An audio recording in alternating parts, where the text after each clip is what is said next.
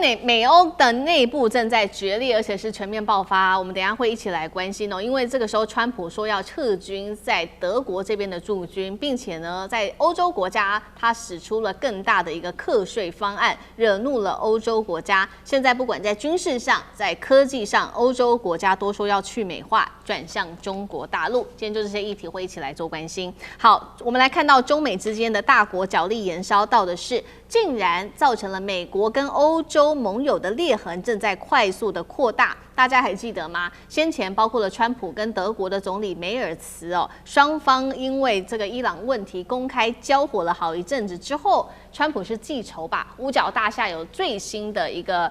宣布，我们来看到的是，他宣布从德国立刻撤军5000名撤军，扬言接下来可能还会撤出的国家，包括了在意大利跟西班牙等等，在伊朗的问题上一直都不挺美国的这些盟友们，并且呢，针对于俄乌战争，现在呢，川普也特别跟这些欧洲国家说了，接下来会出现在武器上的长期延误给你们，告诉这个英国，告诉波兰跟立陶宛、爱沙尼亚，你们好自为之。这些武器包括会延迟的，像是海马式多管火箭系统等等，等于欧洲防务会陷入在空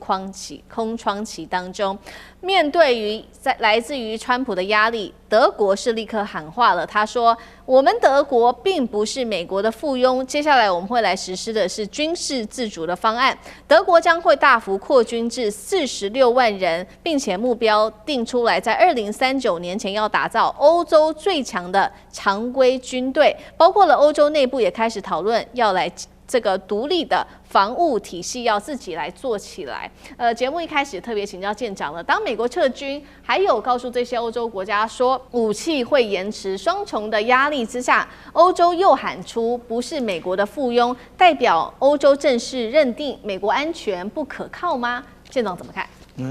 当德国说他们不愿意当美国的附庸的时候，就代表他们当了美国附庸很久了。那这个问题呢，其实他的前一任，也就是肖兹讲过，就提过，而且呢，还是在肖兹卸任的时候，他特别的强调，也就是如果说从那一个时间点来看，也就是2年前来看的话，如果德国要补充它的一个军事装备补到齐的话，要2030年。那为什么它的装备去哪？它的装备就在你美国的高声一喊之下，它是附庸嘛，直接送给乌克兰。那他送给乌克兰之后自己空虚，他跟美国买，他跟美国买的时候，美国正好提高价格来卖你，所以就叫你送他又赚，那也就是美国怎么看都赢啊。那也就是对于这一个欧洲，其实我们讲德国只是个代表，那结果德国他面对这种窘境的时候，那其实他也就是只好现在慢慢的大家都想到了马克宏所谓的战略自主啊，所以他们现在说我们欧洲要自己来，对不起，你欧洲自己来要等很久啊。那如果说未来美国是一种什么样的情形？美国他们反正在这个川普他的总统任内啊，他很快的就会，他不高兴了，他就要退群了。那也就是你这一个北约如果做了他不想要的一个决定之后，他就说我要退出北约。虽然在美国的法律也就是我们现在所看到的这一个国务卿卢比奥，他当初就是为了怕第一任的川普做这个决定，他立法禁止啊。那所以但是美国可以用其他的方法啊，也就是我武器晚一点给你，我可不可以先给台湾呢？对不对？所以这个中间方法很多啊。所以我们讲到说，现在美国还要求所有的北约盟国，他要将他的军事国防预算呢，从可能不到2%提升到3%，那你在这么快的时间要求，你跟谁买武器？你又是要跟美国买武器啊？但是我们已经看到了，英国、波兰、立陶宛、爱沙尼亚，还有不知道什么时候交机的台湾啊，通通他都跟你讲延迟啊。大家说F16今年交1架，对，只有1架而已，后面的呢，这个不是台湾独有的问题，而且每一个国家，尤其是北约的国家，都遇到了相同的问题。好，对，现在北约国家就是相当的忧心哦，因为内部面临到了很多的问题，包括刚刚讲了嘛，美国说他要退群之外，他还喊话说要暂停不配合国家的这些资格，刚刚也讲了，还包括了西班牙，排除不听话国家参与关键的职位，这些都是美国说的。那北约国家、欧洲国家针对于川普的各种行为，他们又做出了什么决定呢？最新他们讨论说，2028年，也就是川普任期的最后一年的那一年峰会，干脆就不要办好了，免得又有更多的冲突了。现在北约还是美国说的算吗？那北约现在害怕的到底是俄罗斯还是美国？大家现在也在思考这个问题。杨老师怎么看？美国在北约的驻军，在欧洲北约的驻军有68000多人，那中间有36000人在德国，那在西班牙呢只有3816人，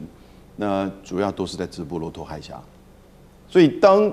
川普说我要取消暂停西班牙的资格，他要退出直布罗陀海峡吗？美国在国防部、战争部在去年他就说嘛，全世界7个重要的海峡是维持美国军事海军霸权的关键的这种咽喉点。那直布罗陀就是一个最重要的进出，就是地中海以及前往红海，进入到中东和印度洋。所以直布罗陀海峡的这个重要性其实不会比荷姆斯海峡差。因此，当这个3800多个美军如果都离开的话，那西班牙如果都退出北约的话，那美国怎么掌控直布罗陀海峡？所以，我们真的到细节里面去看，你就知道他只是在 bluffing， 他没有办法真的做到，而且已经是很少。那更不要说西班牙距离俄罗斯的这个距离是最远的，所以他这么做，我觉得只不过是在做一种威胁。而且美国对北约的重要，当然北约的国家感受很深刻。可是北约对于美国的重要一样啊，它也是整个战略延伸。美国虽然是有2大洋，所以他把2大洋的另外一端视为它的叫做前进部署跟前进防卫的所在，一个就是在北约，另外就是第一岛链，就很清楚嘛。太平洋的第一岛链在太平洋西岸这边，所以如果说北约开始面临瓦解，你开始做北约撤军的时候，你自己失去一个战略的这种延伸，然后呢，你失去一个从欧洲到北非到中东的重要的基地。你看看3600个在德国的这些美军，几乎所有的重要的基地、空军，然后呢，指挥中心通通都在德国，是，所以它减少5000人了。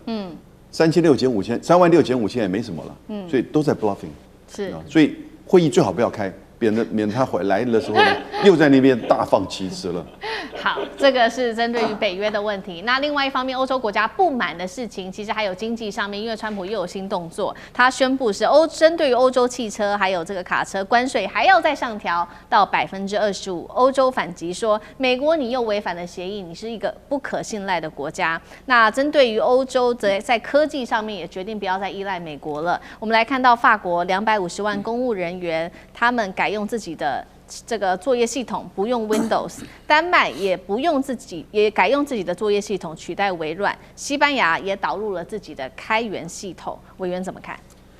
是，我想这个其实我刚才提到过嘛，布里辛斯基当时在写大棋局的时候，他说，如果世界是一个棋盘，欧亚大陆就是棋盘的核心，谁掌握了欧亚大陆，谁就掌控了世界。所以像刚才这个永明兄是国际政治的专家，他就提到了美国的部署。一方面用北约，另外一方面用第一岛链，它长期以来巩固住在欧亚大陆上的这个控制权跟牵制的能力哦。那么更不要讲说北约这些国家是美国坚若磐石的盟友哦，就还不要讲最近，就前几年在拜登时代，他甚至准备把北约的势力拿到印太来支援他的印太战略，去组什么小北约了。结果现在也不过是几年的时间，先不要讲小北约怎么样了，就大北约都已经快要完蛋了，就是被川普自己人给搞砸了。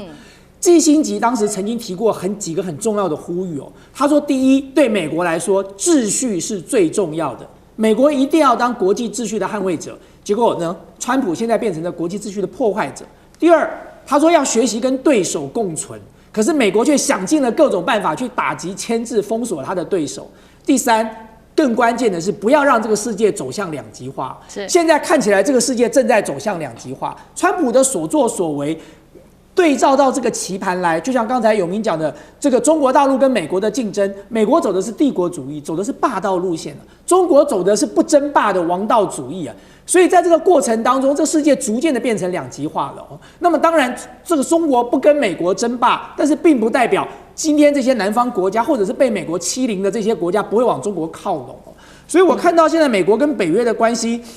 的确是非常的脆弱。那么，我当然很希望北约的会议赶快召开啊，因为各位知道，只要一召开北约的会议，川普就会乱讲话，川普乱讲话就再一次打了北约这些国家的巴掌，扫了他们的面子哦，他们的这个裂痕就会变得越来越大。在这个过程当中，其实对中国大陆来说，我先不要讲地缘政治的优势，就光讲中国大陆现在的5G啊，长久以来不是因为美国的压力被欧洲封锁了吗？有没有可能欧洲重新考虑呢？电动车呢？这也是美国为了要打击限制中国的电动车的发展，所以欧洲当时是跟进一起来做这件事情的。那电动车的市场有没有可能打开呢？那更不要讲 ASML 的光刻机喽。ASML 现在正准备要离开荷兰，要把它的这个企业总部移到了法国。最主要的原因就是因为美国当时所做的这些外交管制、这个出口管制，导致到 ASML 的这个销售的额度大幅的下滑。中国大陆市场过去这几年，在这个还没有出口管制之前，它占了 ASML 将近